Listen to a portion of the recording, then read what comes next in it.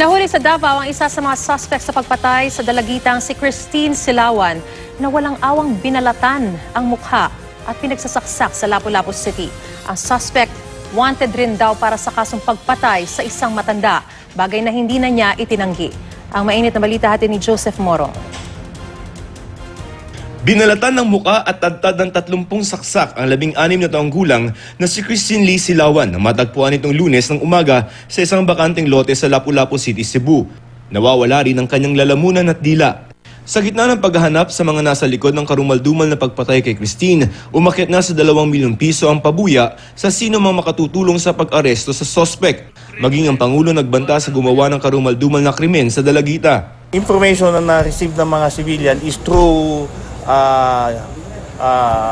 social media na nag-viral yung kanyang pictures sa social media, and isa sa mga kapitbahay nila nakita yung mukha niya at na-compare doon sa pictures na nag-viral sa social media.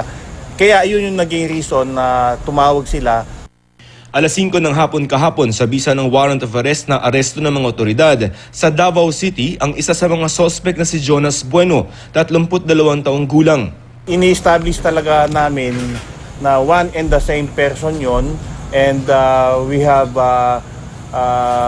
reasons to believe na siya nga yun. Kaya't kami naniniwala na siya ang primary suspect doon sa 2 cases na nangyari recently doon sa mga victims nila sa Cebu. Suspect din daw si Bueno sa pagpatay sa isang senior citizen sa Danao City noong Enero. Ayon sa mga otoridad, Jason Martel ang ginagamit na alias ng suspect habang siya ay nasa Davao. Aminado si Bueno na isa siya sa pumatay sa senior citizen, pero itinanggi niyang siya ang pumatay kay Christine.